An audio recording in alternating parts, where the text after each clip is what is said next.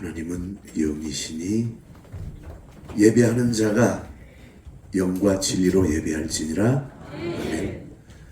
전능하사 천지를 만드신 하나님 아버지를 내가 믿사오며 그 외아들 우리 주 예수 그리스도를 믿사오니 이는 성령으로 잉태하사 동정녀 마리아에게서 나시고 본디오 빌라도에게 고난을 받으사 십자가에 못 박혀 죽으시고 장사한 지 사흘 만에 죽은 자 가운데서 다시 살아나시며 하늘에 오르사 전능하신 하나님 우편에 앉아 계시다가 저리로서 산자와 죽은 자를 심판하러 오시리라.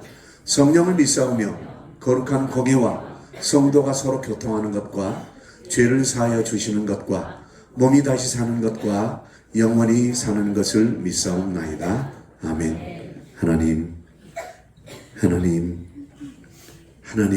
아멘. 사랑합니다. 아멘. 감사합니다. 아멘.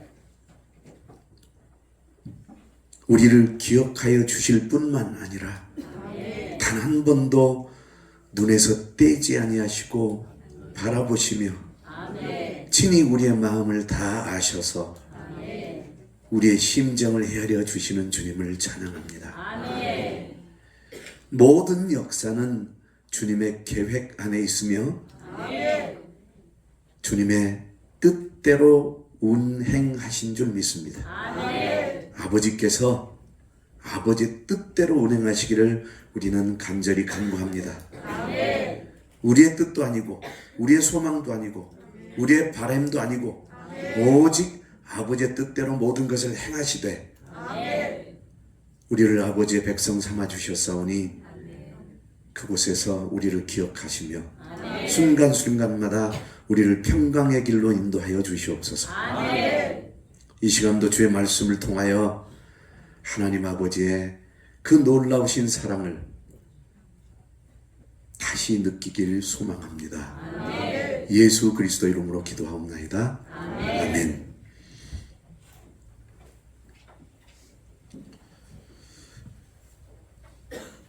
농사를 지어본 사람들은 알기도 하지만 모르기도 해요. 다시 말해서 농사를 지은 사람들은 씨를 뿌려놓고 싹이 나면 싹이 난 걸로만 알지 뿌려진 씨가 어떻게 됐는지를 모르는 사람들이 더 많아요. 저는 씨를 뿌려놓고 그 씨가 어떻게 성장하는지를 봤어요. 씨를 뿌려놨더니 마른 땅에다 뿌려놓은 것은 이게 어떻게든 살아나려고 기다립니다. 그래서 한 15일 만에 이게 부르터요. 그런데 물기가 많은 땅에 뿌려진 씨는요, 하루면 벌써 부르터요. 그리고는 자기의 원래 씨 모양이 점점 부르터서 씨 모양이 없어지고 스스로 깨지고 부서지고 썩습니다. 그리고는 씨 눈에서 새싹이 이렇게 노랗게 하얗게 이렇게 나옵니다. 그게 나오면서 나머지 씨앗의 몸통을 다 썩혀가지고 그 양분으로 나옵니다. 그래서 그 씨가 사실은 썩는 것이 아니라 엄밀하게 말하면 발효되는 거예요. 근데 쉽게 설명해서 썩어야 이 진짜 씨앗이 발아가 되는 거예요. 썩어야.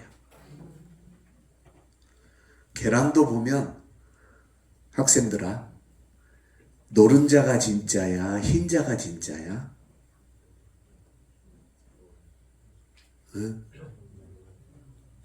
어른들은 잘 몰라. 둘 다 아니냐? 그러면 노른자가 닭이 되는 거야? 흰자가 닭이 되는 거야? 정확한 답을 모르지. 닭의 씨앗은 노른자에 있어? 흰자에 있어? 보세요. 이것도 모르잖아요. 노른자를 보호하기 위해서 흰자가 있는 거야. 그래서 노른자는 가운데 속에 들어있고 흰자는 바깥쪽에서 싸고 있는 거예요. 어찌되었든 씨앗이 썩어서 결국엔 싹이 되고 싹이 자라서 줄기와 나무가 돼서 꽃이 피고 열매가 맺어서 그 속에서 다시 열매 속에서 또 씨앗을 맺는 거예요. 아멘? 아멘. 그렇다면 예수께서 이 땅에 오셔서 십자가에서 썩어 죽어주시고 그 속에서 생명의 씨앗이 이렇게 올라오는데 그 영생의 씨앗을 받은 사람들이 우리예요. 아멘. 우리도 그러면 예수님처럼 십자가를 지고 가서 세상에서 썩어져 죽어서 생명의 씨앗으로 또 자라서 열매를 맺고 그래야 돼요. 그 열매가 뭐예요? 전도예요. 아멘. 영혼 구원이에요. 아멘. 자, 오늘 여러분 얼마나 역사에 대해서 알고 있는가 역사 공부를 한번 할 겁니다. 시작. 아니, 충성하려면 온몸으로 충성해야지. 쌩쌩한 걸로 충성해야지. 왜 썩어서 충성한다고 할까? 여러분, 그게 가능해요? 밀을 땅에다 뿌렸으면 썩어야 그 밀 속에서 120개 이상의 알맹이가 나오는 거야. 하나 던져서 120개 나온다면 이건 수지 맞는 거지. 그런데 풍년은 뭘 의미하냐면 240개가 나오는 거야. 우와? 그게 풍년이라고 하는 거야. 저는 풍년된 들판에 가서 벼의 나달갱이를 세어봤어요. 흉년 때 가서 세어봤어요. 아버지 따라서. 아버지가 가자. 삽 들고 갑니다. 논에 갑니다. 또 가자. 뭐 들고 갑니다. 그런데 이번에는 빈손으로 가자 그래요. 갔더니 벼가 이렇게 고개 숙이고 있는데 아버지가 쭉 훑어가지고 이렇게 세는 거예요. 그래서 나도 따라서 쭉 훑어가지고 셌어. 그랬더니 80개, 90개. 이게 흉년이에요. 에이, 올해는 농사 망쳤다.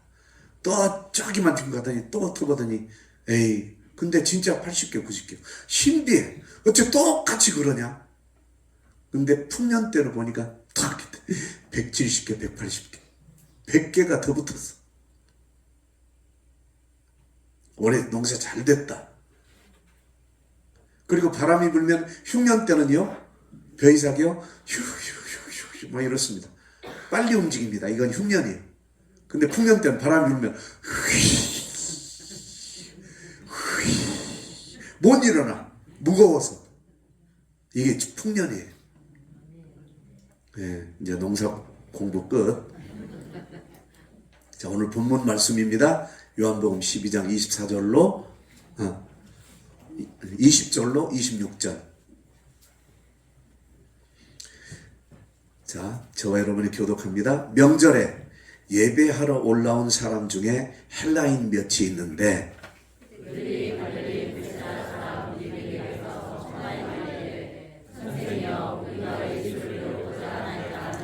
빌립이 안드레에게 가서 말하고 안드레와 빌립이 예수께 가서 여쭈니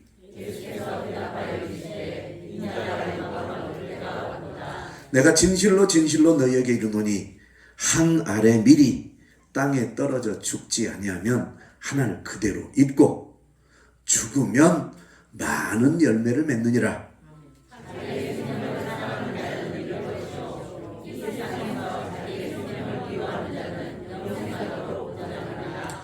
사람이 나를 섬기려면 나 있는 곳에 사람이 나를 섬기면 할렐루야. 자, 그러면 이 말씀부터 해석해 드릴게요. 명절이란 말은 6월절에 예루살렘으로 올라갑니다. 성전으로 예배하러 올라갑니다. 그런데 헬라인 몇 사람이 있는데 그 사람들이 예수님을 뵙고 싶다고 간청을 하니까 빌립이 그 얘기를 듣고 빌립이 가서 안드레에게 말합니다. 여기서 중요해요. 그러면 안드레는 곧바로 예수님께 갔어야 되는데 빌립과 다시 갑니다. 빌립 말하는 그를 데리고 가는 겁니다. 이게 충성자고 이게 정직한 자예요. 다시 말해서 자기만 가면 이 사람은 남의 영광을 가로챈 자고 자기가 마치 헬라인들하고 대화한 사람인 것처럼 이렇게 해서 자기만 상 받으려고 하는 거예요. 그래서 항상 보고할 때는 보고하러 온 그를 데리고 가는 거예요. 이게 하나님이 가르치시는 질서예요. 내용 보세요. 빌립이 안드레에게 가서 말하고 안드레와 빌립이 예수께 간다. 그러면 빌립은 예수님께 갈 수 없었을까? 갈 수 있었지만 질서를 지킨 거예요. 어떤 질서? 순장이었던 모양이에요, 안드레가. 그러니까 안드레에게 가서 저분들이 예수님을 뵙자고 하는데 어떡할까요? 그래? 같이 가자. 예수님, 헬라인들이 예수님을 뵙자고 하는데 어떡할까요? 빌립이 그렇습니다. 예, 저한테 와서 이렇게 해서 제가 안드레에게 말했습니다. 이렇게 보고하는 거예요. 그래야 정직한 거예요. 항상 예수님은 두세 증인이라 그랬어요. 그러면 빌립과 안드레와 예수님이 만났으니까 두세 증인이 되는 거죠. 이렇게 얘기하는 거예요. 그래서 혼자 와서 얘기한 사람 얘기를 저는 100% 안 듣습니다. 왜? 자기 형편에 맞는 얘기만 해요. 그래서 딱 들으면서 여러분 혼자 딱 오잖아요. 벌써 나는 딱 반쪽으로 잘라갖고 듣기 시작해요. 네 유리한 쪽으로 얘기하려고 왔구나. 그래서 들은 척도 안 하고 그냥 내 설교 준비하고 하면서 알았어. 그건 네가 잘못했잖아. 당신이 잘못했어요. 가요. 왜? 그 속에는 이미 부정이 있는 거예요. 당사자들은 알 거예요. 아, 목사님은 그래서 그랬구나. 절대로. 그래서 같이 와야 돼요. 그 사람이 상대적인 사람이든 아니면 자기랑 동일인이든 같이 와야 돼요. 그래서 서로의 의견을 얘기하고 거기서 해결을 봐야지. 혼자 온다? 그건 100% 가짜예요. 여러분도 앞으로 모든 일을 그렇게 처리하세요. 그러면 분쟁도 없고 깨끗합니다. 그래서 예수님이 느닷없이 인자가 영광을 얻을 때가 왔도다. 이 말씀은 갑자기 동문서답이죠. 헬라인들이 보자고 하니까 영광을 얻을 때가 왔다. 이 말은 이미 이 복음이 하나님의 뜻대로 이방인에게도 전파가 됐구나 이 뜻이에요. 이 복음이 이방인에게 가는 순간 예수님의 사역은 거기서 끝나는 거예요. 이 땅에 오신 예수님의 사역은. 그래서 십자가를 지시고 올라가시면서 분부하신 거예요. 나를 믿는 자는 내가 하는 일을 그도 할 것이요 또한 이보다 큰 일도 하리니 이는 내가 아버지께로 감이니라. 요한복음 14장 12절 말씀. 내가 아버지께로 가는 거다. 그래서 내가 진실로 너에게 이르노니 나 예수가 이 땅에 내려와서 십자가에서 죽지 아니하면 나는 그대로 있고 내가 죽으면 많은 구원의 열매를 맺느니라. 그러면서 자기의 생명을 사랑하는 자는 잃을 것이요 이 세상에서 자기의 생명을 미워하는 자는 영생하도록 보존하리라. 다시 말해서 이 땅에 죄악된 인생을 미워해야 돼요. 죄악된 내 자신을 미워해야 돼요.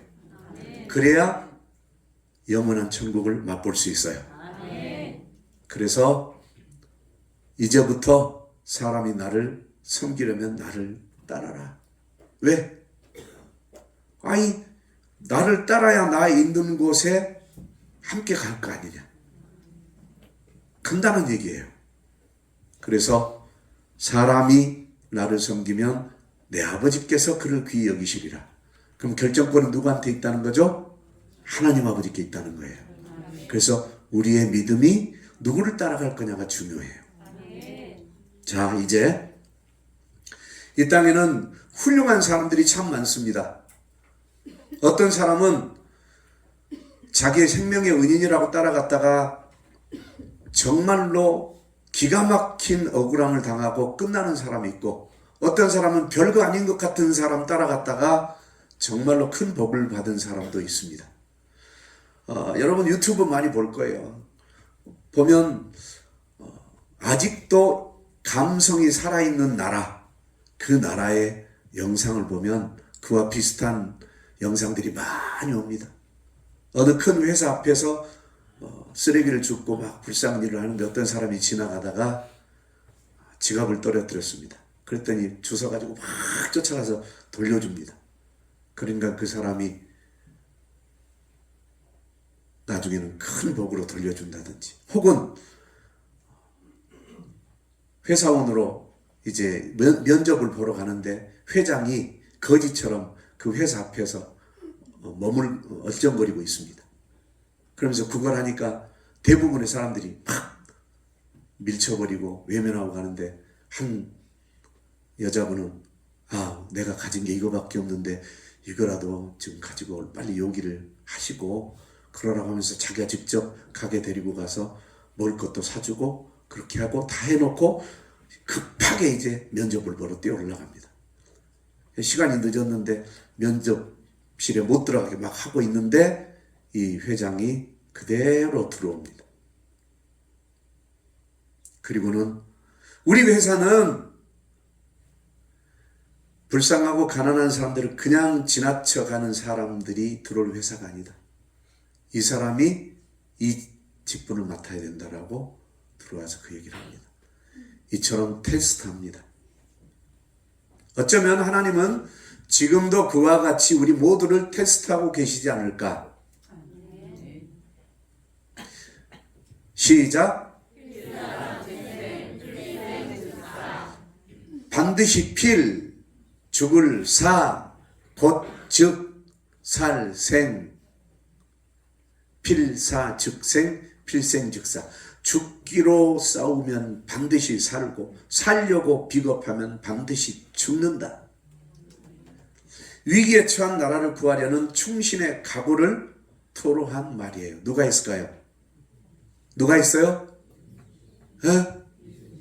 이순신 장군이. 이순신 장군을 알아요? 야, 훌륭하네. 죽고자 하는 자는 반드시 살고, 반드시 살고자 하는 자는 죽을 것이다. 방금 예수님께서 하신 말씀하고 거의 똑같네. 그러죠? 보세요. 이게 자기의 생명을 사랑하는 자는 잃을 것이요, 이 세상에서 자기의 생명을 미워하는 자는 영생하도록 보존하리라. 어떻게 똑같지? 이는 명량해전을 앞두고 이순신 장군이 군사들에게 훈유한 내용 중에 하나입니다. 이순신 장군은 1545년 4월 28일 서울 건천동에서 출생하였다. 장군은 늦은 나이인 47세가 되던 해 전라좌도는 전라남도를 의미합니다. 수군절도사가 되어 전남간도 고금도에 있었다.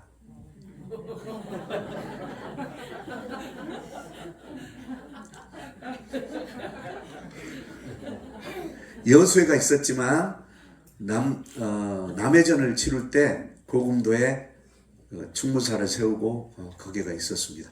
장군은 곧 외국의 침략이 있을 것을 예상하여 좌수영을 근거지로 삼아 전선을 제조하고 군비를 확충하는 등 일본의 침략에 대비하였고, 나아가서 군량의 확보를 위하여 해독 고금도에 둔전, 변경이나 군사 요지에 설치해 군량을 충당한 토지를 설치할 것을 조정에 요청하기도 하였다.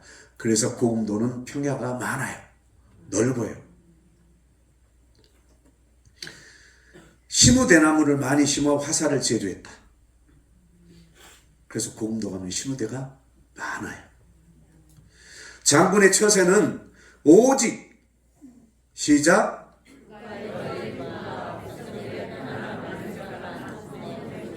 자, 오직 국가의 존립과 백성들의 편안함만을 생각한 성군의 모습이었으며, 탁월한 통찰력과 예리한 판단력을 소유한 놀라운 능력의 소유자였다.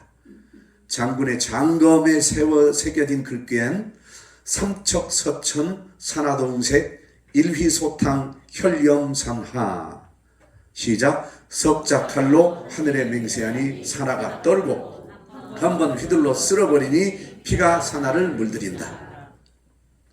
이 문구를 보면 장군의 각오는 이미 일반 사람들의 생각을 훨씬 뛰어넘는 백전백승의 전장 지휘관상을 느끼게 한다. 1598년 선조 31년 11월 19일 장군은 노량해전에서 전사했어요. 그래서 외란도 종결됐어요. 그 뒤 구국의 명장으로 올려주었고 1604년 선무 1등 공신과 덕풍부원군에 추봉되고 좌회정에 가증되었다. 1793년 정조 17년에는 다시 영의정이 더해졌고 2년 뒤에는 그의 문집인 이충무공 전사가 왕명으로 간행되었다. 그러니까 왕이 정조가 이렇게 훌륭한 이 장군에 대해서 아직도 그것을 쓰지 않았느냐. 빨리 기록해. 몇 년 만에? 200년 만에. 왜 기록하지 못했을까요? 간신들 때문에 기록을 못한 거예요. 현대 와서는 1960년대 후반부터 서울의 중심인 세종로에 동상이 세워지고 현충사가 대대적으로 정비됨으로써 그는 한국사에서 가장 중요한 위인인 성웅으로 자리 잡히게 되었다. 장군은 첫 출전인 옥포해전의 시작 전 훈유를 통해 물령망동 정중여산 가벼이 움직이지 마라. 침착하게 태산같이 무겁게 행동하라는 행동 지침을 하다라고 있었다. 손자병법에도 이와 같은 계칙이 있다. 풍림, 화, 산, 뇌. 풍, 바람처럼 빠르게. 림, 숲처럼 고요하게. 화, 불처럼 거세게. 산, 산처럼 무겁게. 그늘같이 숨고. 뇌, 번개같이 빠르게. 이순신 장군은 병법에도 통달하여 연전연승한 이유가 여기에 있더라. 심금을 울리는 충성심이에요. 뭐라 그래요? 저에게는 아직도 12척의 배가 있습니다. 자, 우리는 뭐라 그래요? 이것밖에 안 남았네? 아니요. 아직도 이건 남았다. 나는 아직도 살이 안 찌네? 아니야. 난 아직도 근육이 있어. 나는 공부를 이것밖에 못하네? 아니야. 이 정도 알았어. 그래서 자기 자신을 무너뜨리는 사람은 이것 밖에라고 자기를 폄하해서 얘기합니다. 그러나 부자 되거나 성공하거나 성공으로 달려가는 사람들은 그 작은 것 하나를 소중히 여기고 그래도 이거 남았네? 이 정도나 됐네? 내가 이 정도 많이 갖고 있네? 아직도 내가 힘이 있네? 자기에게 소망을 줍니다. 그래서 무너지는 자는 자기 자신을 학대하고 자기 자신을 비하하고 자기 자신을 원망합니다. 그러나 성공하는 자는 아니야, 그래도 나 이거 할 수 있어. 이거 안 돼? 안 되면 돌아가면 되지. 길이 막혔어? 그러면 뒤로 물러서서 어디로 갈 것인지 하면 되는 것이지. 이렇게 해야 되는데 안 되니까 어떻게 해요? 남의 지식으로 갔다가 남의 힘 갔다가 그래서 안 되니까 편법으로 안 되니까 이제는 백을 쓰고 자꾸 불법을 갖다가 자기 자신에게 갖다 집어넣습니다. 그런데 이순신은 아직도 12척의 배가 있다. 나중에 이 원인을 여러분이 알게 될 거예요. 이순신은 확고한 신념을 가졌어요. 필사즉생, 필생즉사. 죽음을 초월한 거인의 모습이었어요. 일본군이 쏜 총탄에 가슴을 맞았습니다. 그리고 죽어가면서 지금 전투가 너무 치열하다. 그런데 내 죽음을 알리지 마. 그러면 내 죽음이 알려지는 순간 전의를 상실하고 피하니까 여전히 내가 살아있는 것처럼 나를 여기다 앉혀.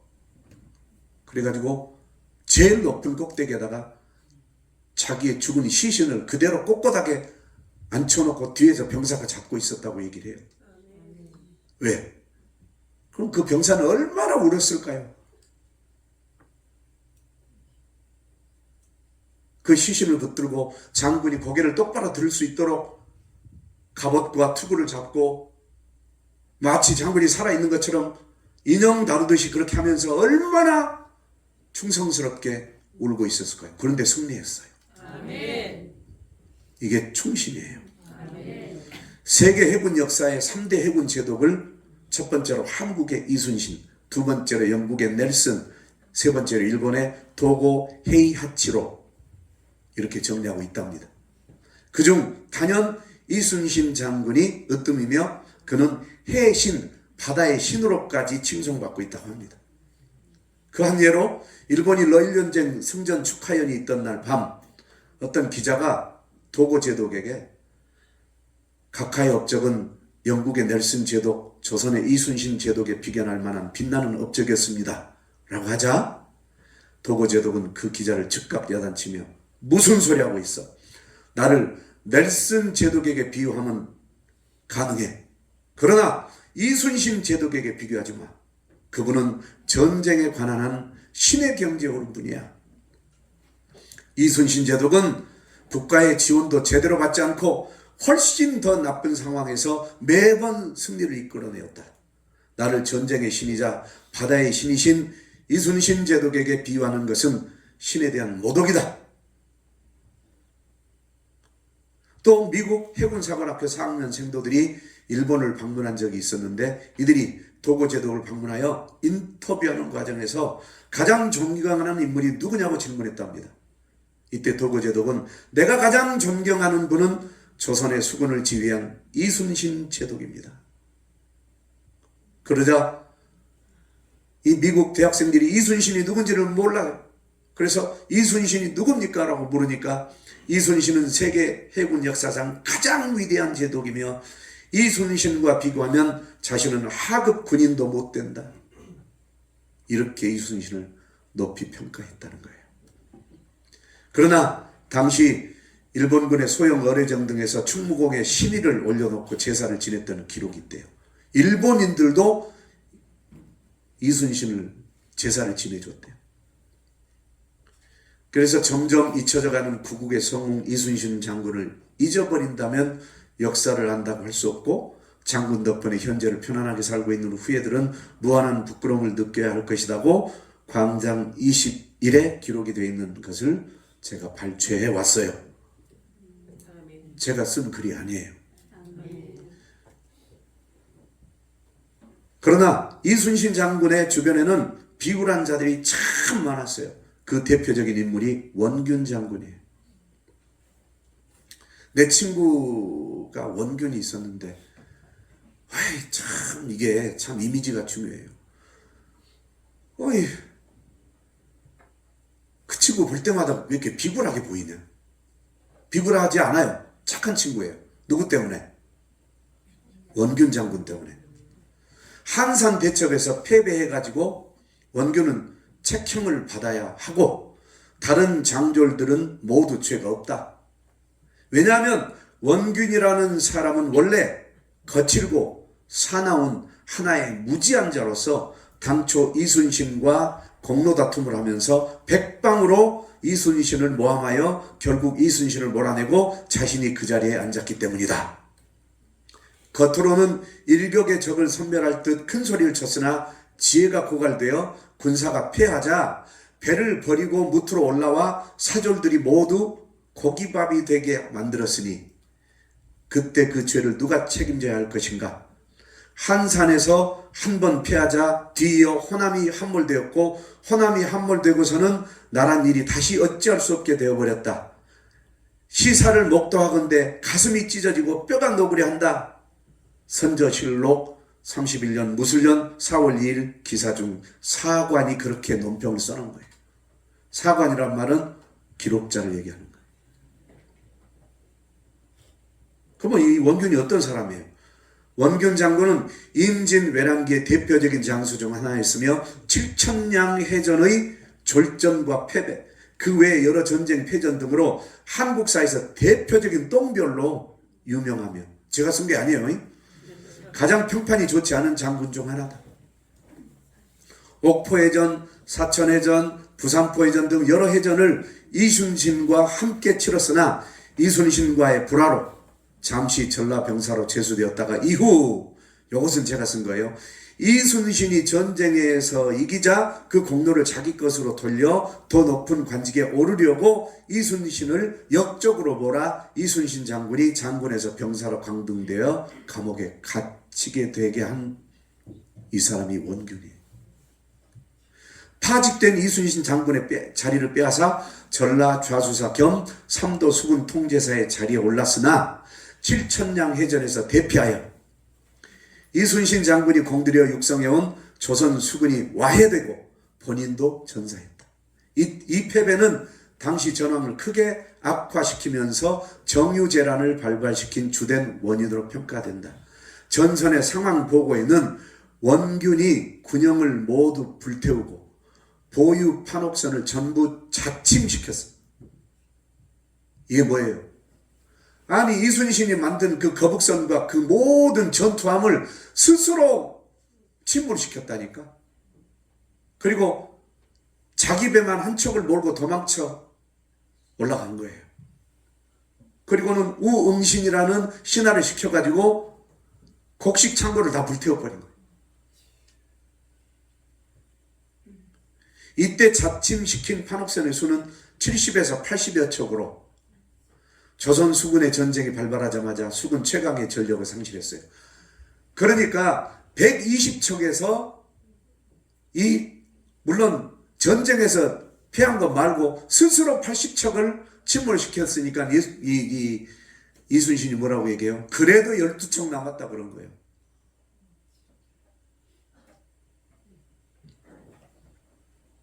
그래도 12척 남았다.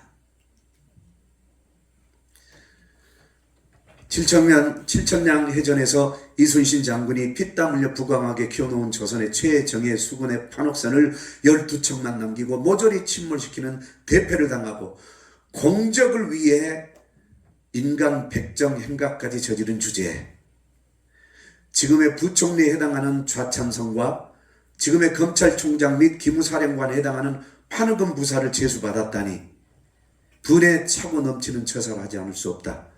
이러한 자질의 문제에도 불구하고 당시 국왕 선조는 그에게 삼도 수군 통제사라는 중책을 맡겼으며 결국 이는 큰 대가를 치르는 결과로 이어졌다. 왜? 선조가 뇌물을 받았겠지. 사람을 쓸 줄 알아야 되는데 진짜 충성된 사람은 감옥에 가두고 간신을 그 자리에 올려놓으니까 나라가 망해버린 거예요. 전투에 공을 탐내 아군인 이순신 장군을 해칠 정도의 탐욕, 칠천량 해전에서의 이해할 수 없는 전략, 군 운영, 나태함, 오만함, 그리고 이순신에 대한 지나친 시기, 그의 철저히 무능하고 탐욕스러운 행태를 통하여 결과적으로 조선이 멸망할 뻔한 피해를 끼쳤으며 장수로서는 지나치게 큰 도덕적 결함을 지녔고 전반적으로 능력에 비해서 높은 지위에 오른 인물로서 이미 당시에도 간신이라 평가되었다. 역사학자가 기록해 놓은 걸 발췌해 온 거예요. 원균처럼 조선이라는 국가 자체에 피해를 끼친 간신은 또 있대. 소현세자 부부를 모함해 죽이고 청나라의 나라를 팔아먹으려고 한 김자점, 중앙정규군의 봉군비에다 모래와 결을 섞은 군납비리를 저질러서 임호군란을 초래하게 하여 중앙정규군을 공중분해시킨 민겸호. 진짜 어떻게 이런 인간들이 있냐 이 말이죠. 보세요. 왜 같은 나라에 살면서 나라를 이렇게 팔아먹으려고 한 놈들이 있냐 이 말이죠. 참 신비하죠. 성경에도 이러한 간신들이 수두룩합니다. 이것이 인간이며 간교함이 가득한 사탄의 성품이 드러나 있습니다. 자기 안위를 먼저 생각하면 교회도 버리고 나라도 버리고 천국도 버립니다. 천하의 이 다윗도 기막힌 억울한 일들을 겪었어요. 다윗도 보세요. 자기 아들들이 모반하잖아요. 충신인 줄 알았던 요압 한번 보세요. 사무엘하 11장 1절 그 해가 돌아와 왕들이 출전할 때가 되매 다윗이 요압과 그에게 있는 부하들과 온 이스라엘 군대를 보내니 그들이 암몬 자손을 멸하고 라빠를 에워쌌고 다윗은 예루살렘에 그대로 있더라. 이게 무슨 얘기냐면 요압 장군을 얼마나 믿어버렸으면 자기가 병사들 이끌고 나가야 되는데 요압한테 병사들을 다 줘버렸어. 만약에 요압이 맘만 잘못 먹으면 다윗 자기를 쳐서 죽일 수도 있잖아. 그러나 다윗은 믿어줬어요. 요압을. 어느 정도 믿어줬냐? 왕이 요압에게 이르되 내가 이 일을 허락하였으니 가서 청년 압살롬을 데려오라. 자기 아들을 데려오라는 일까지 요압한테 시켰어요. 이 말은 뭐예요? 요압이 맘만 잘못 먹으면 다음 왕이 될 수 있는 압살롬을 죽여버릴 수도 있잖아. 그런데 난 널 믿어. 이렇게 믿어줬는데 요압이 얼마나 비굴한 일을 한가 보세요. 자기 동생 아사헬이 아브넬한테 죽었어요. 그러니까 아브넬이 헤브론으로 돌아오니까 요압이 더불어 이 말은 어깨동무했다는 거예요. 조용히 말하려는 듯이 그를 데리고 성문 안으로 들어가 거기서 자기 동생 아사헬의 피로 이런 비굴한 일을 한 거예요. 다윗 왕은 아브넬을 평안하게 보내줬어요. 아브넬은 누구냐면 이스라엘의 장군이란 말이에요. 요압은 유다의 장군이에요. 평안히 보내줬는데 결국 자기 동생을 죽였다. 전쟁 중에 죽었잖아. 근데 비굴하고 비겁한 자는 사욕과 사사로운 일로 공적인 일을 해치는 거예요. 즉 공과 사로 구분하지 못해. 분명히 아브넬은 이스라엘에서 내가 유다에 가서 다윗을 만나고 오겠다라고 갔어요. 근데 안 돌아오고 죽어버렸어. 그러면 이스라엘은 다윗을 미워하고 전쟁을 치르겠죠. 국가적인 일이 돼버렸잖아. 요압은 그 생각을 안 한 거예요. 자기 사사로운 욕심으로 아브넬을 죽여버렸어. 그러니까 다윗이 베옷을 입고 이스라엘 그곳에 가서 장례를 치르면서 내가 한 적이 없다. 이것을 보여준 거예요. 세상에 왕이 무릎 꿇게 만들어버린 신앙.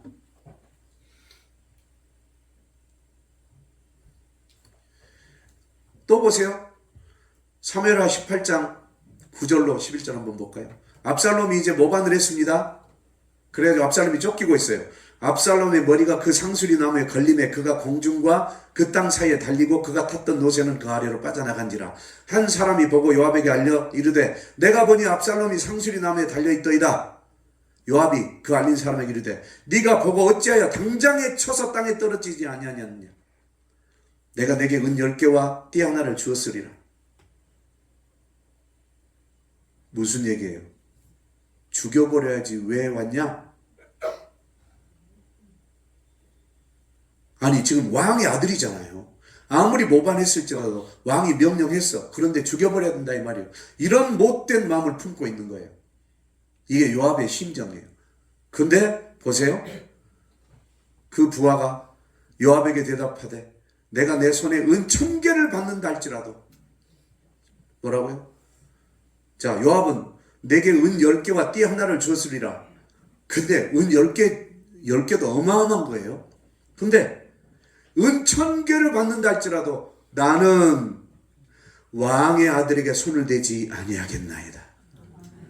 우리가 왕에게 들었거니와 왕이 당신과 아비새와 이때에게 명령하여 이르시기를 삼가 누구든지 젊은 압살롬을 해하지 말라 하셨나이다. 아무 일도 왕 앞에는 숨길 수 없나니 내가 만일 거역하여 그의 생명을 해하였더라면 당신도 나를 죽였을 것 아니냐. 이게 충신이에요.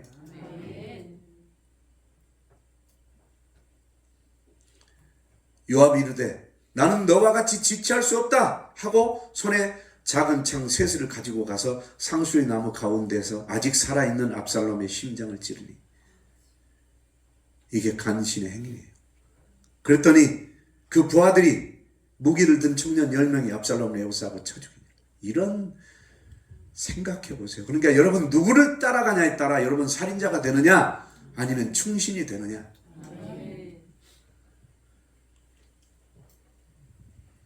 누구에게 충성할 겁니까?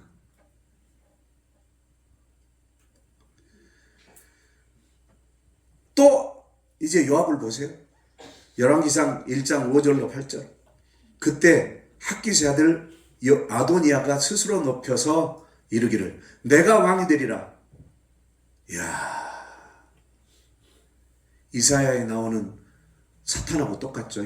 내가 저 높은 곳에 올라가 북극 지폐 가장 높은 곳에 올라가 하나님과 내가 같아지리라 하고 했던 사탄하고 똑같이 내가 왕이 되리라 하고 자기를 위하여 병거와 기병과 호위병 50명을 준비하니 아도니아가 수르야의 아들 요압과 제사장 아비아달과 모의하니 그들이 따르고 도왔다. 세상에 여기서 이제 결국 요압이 모든 병사들 내주면서 믿었던 요압이 아도니아하고 모의해가지고 왕을 대적하는데, 그런데 충신들은 보세요. 제사장 사독과 여호야다의 아들 브나야와 선지자 나단과 시므이와 레이와 다윗의 용사들은 아도니아와 같이 하지 아니하였더라.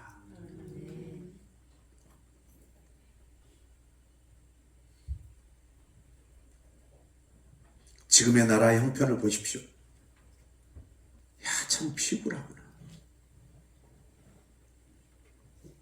믿는 덕기에 발등 지킨다, 호랑이 새끼를 키웠다, 이런 말들이 그냥 있는 게 아닌 것 같은 걸 보면서 야, 성경을 보는 것 같아요.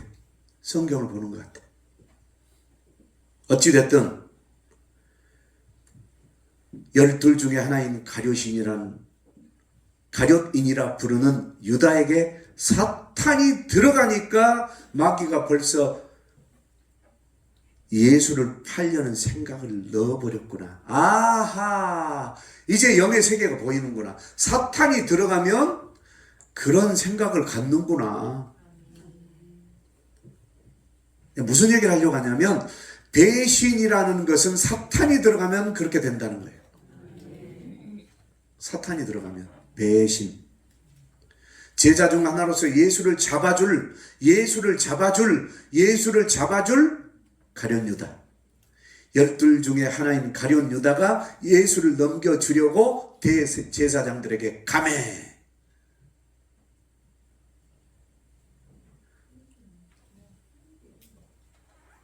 신비하죠. 세상에 그렇게 팔아주려고.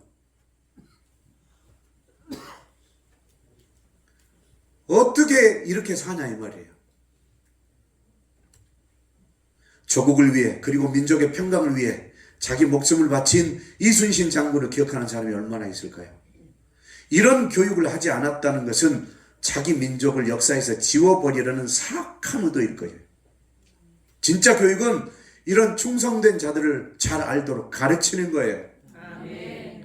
그것이 바로 성경이며 진리인 겁니다. 고린도후서 3장 16절로 17절 모든 성경은 하나님의 감동으로 된 것으로 교훈과 책망과 바르게 함과 의로 교육하기에 유익하니 이는 하나님의 사람으로 온전하게 하며 모든 선한 일을 행할 능력을 갖추게 하려 함이라. 이순신 장군은 일본이라는 왜군의 칼과 화살과 총탄에서 우리 민족을 구원해낸 의인입니다. 지난 시간 동안 교육부에서는 일정 기간 역사를 가르치지 않았습니다. 국사를 가르치지 않았어요. 이런 분을 제대로 가르치지 않았기 때문에 이순신 장군과 같은 충성심을 가진 젊은이들이 없고 그런 충성심으로 나라를 지키려는 군인들이 없는 거예요. 이런 민족이 어떻게 자기 죄를 대신하여 죽어주신 예수님을 자기의 하나님으로 믿고 받아들이겠습니까? 마태복음 10장 38절 또 자기 십자가를 지고 나를 따르지 않는 자도 내게 합당하지 아니하니라. 국회에서 게임하고 있는 장군, 저 영상으로 봤어요. 상관의 명령을 거부한 장군, 상부의 지시를 자기 멋대로 변경하는 장군, 상관보다 다른 사람에게 먼저 물어보고 작전을 변경하는 게 합당한 일입니까?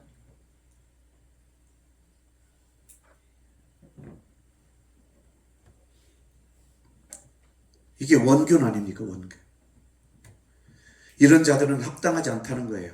마찬가지로 예수님이 말씀하셨는데 교회에서 게임하고 있는 성도, 예수님의 명령을 거부한 성도, 예수님의 말씀을 자기 멋대로 변경하는 성도, 예수님보다 다른 신에게 먼저 물어보고 신앙생활하는 게 합당한 일입니까? 어떻게 예수 믿는데 점집을 가고, 예수 믿는데 무슨 신문에 나오는 오늘의 운세를 보고, 예수 믿는데 다른 것에 의지하고 그렇습니까? 마가복음 8장 34절, 무리와 제자들을 불러 이르시되 누구든지 나를 따라오려거든 자기를 부인하고 자기 십자가를 지고 나를 따를 것이니라. 자기를 부인하라는 말씀은 1. 자기 마음이나 생각을 버리고 따라가는 거예요. 그분의 마음과 생각을 따라가는 거예요. 2. 이게 자기를 부인하는 거예요. 내 생활, 내 계획을 버리고 따라가는 거예요. 3. 예수님의 꿈이나 예수님의 소망을 따라가는 거예요. 4. 내 거 갖고는 안 돼요. 주님 거 갖고 따라가는 거예요. 주님 주시는 것으로. 5. 아니, 명령하신 분이 예수님인데 누구한테 물어봐 그걸. 6. 내 환경이나 형편 다 아시면서 명령하신 거예요. 7. 그럼요. 죽어도 천국이니까. 이게 자기를 부인하는 거예요. 그러면 자기 십자가는 뭘 의미할까요? 1. 그럼요. 내 죄를 인정하고 죄인의 심정으로 따라가는 거예요. 2. 주님, 난 이럴 수밖에 없는 사람이에요. 나도 원균 같을 수밖에 없는 사람이에요. 그렇게 연약해요. 그러니까 주님이 나를 붙드시고 나를 이끌어 주세요. 3.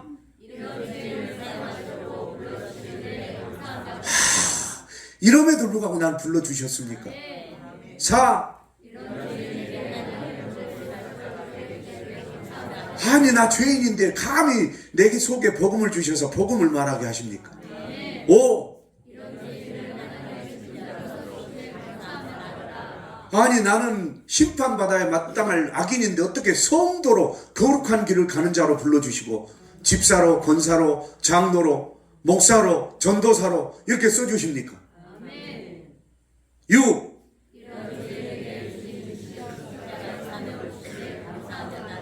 십자가의 사명이 뭐예요? 다른 사람의 죄를 대신 짊어지고 눈물로 기도할 수 있게 하심에 감사합니다. 이게 자기 십자가예요. 그럼 제 십자가는 여러분이에요. 여러분뿐만 아니라 여러분 가족들 전체예요. 왜? 여러분과 여러분 가족들을 붙들고 있는 그 악령이 나를 얼마나 공격한지 몰라요.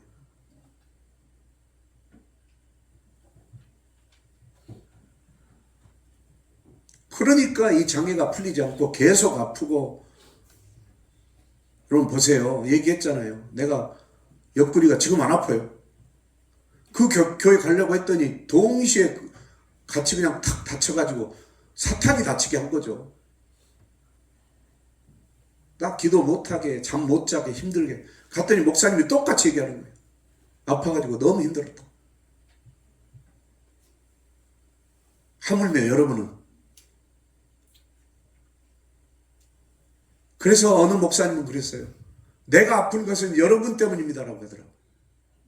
맞는 말이에요. 여러분을 붙들고 있는 악령이, 가룟 유다를 붙들고 있는 악령이 예수님을 십자가에 못 박은 것처럼 여러분을 붙들고 있는 악령이 나에게 지금 못 받고 있는 거예요. 그래서 함께 기도해야 되는 거예요. 함께 기도해서 이겨내야 되는 거예요. 그래서 하나 돼야 되는 거예요.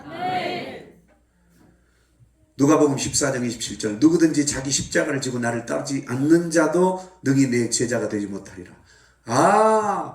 여기 아주 중요해요. 결론적으로 천국에는 제자들과 소수의 성도만 들어갔다고 볼 수 있다. 오병이어를 맛본 모든 사람들 다 천국 갔을까? 그들이 다 예수님 곁에 있었을까? No. 눈 뜨고 병 고침 받고 귀신 떠나고 장애가 풀리고 귀가 들리고 말을 할 수 있고 나병이 낫고 죽었다 다시 살아난 자들도 십자가를 지고 따르지 않았다면 예수님의 제자가 되지 못하는 거예요.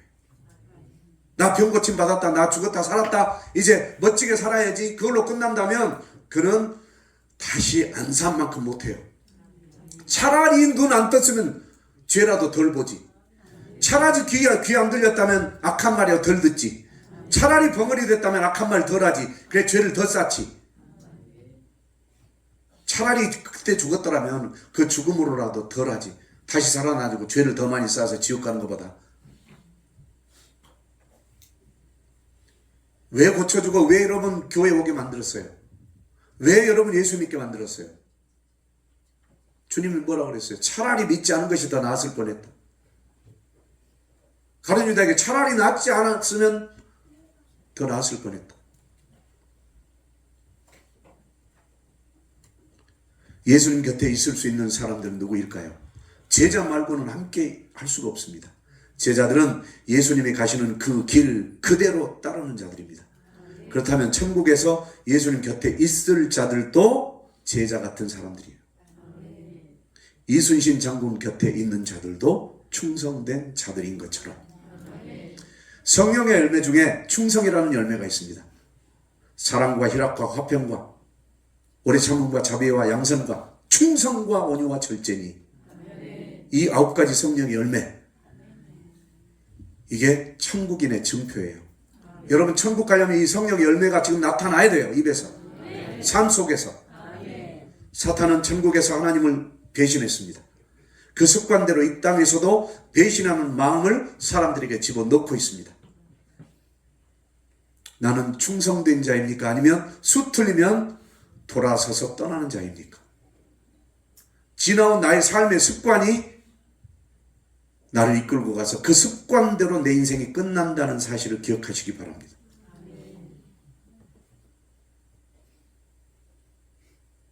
저는 이 말씀을 기록하면서 내 자신이 얼마나 두려운지 몰라요. 이전에 살아왔던 내 삶이 얼마나 비굴한 삶이었기 때문에 이 말씀을 깨닫고 나서 나는 내 인생의 말로가 이렇게 끝날까 봐 두려워서 또 회개하고 또 회개하고, 오늘도 십자가를 보면서 주님, 내가 오늘 말씀 선포하기가 정말 부끄럽습니다. 나부터 살려주십시오. 나부터 제대로 서겠습니다. 이토록 비겁한 인생들을 구원하시기 위하여 기꺼이 자신을 십자가에 내어주어 우리를 죄와 악에서 구원하신 하늘의 미랄 되신 예수님을 기억하고 죄와 악에서 돌이킵시다. 그것은 예수님을 닮아가기 위하여 날마다 예수님을 따르는 길이에요. 예수님 마음 내게 주시옵소서. 예수님 생각 품게 하여 주시옵소서. 예수님의 눈과 귀를 주시고 예수님의 입술을 주셔서 예수님 계시는 곳으로 나아가게 하소서. 친구는 영원히 기억되고 우정은 영원한 의리입니다. 누구랑 친구 삼고 누구랑 우정을 나누겠습니까? 예수님 말고는 없습니다. 영원한 친구는 예수님 말고 없습니다.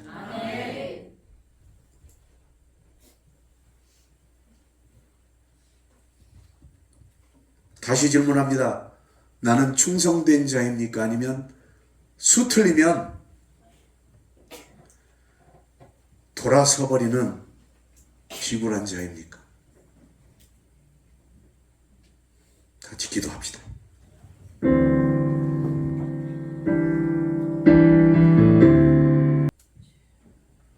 자기를 법무장관 시켜주고 자기를 당대표까지 하겠는데 그렇게 돌아선 모습을 보면서 그게 되든 어쩌든 그걸 떠나서, 그것을 되든 어쩌든 그걸 떠나서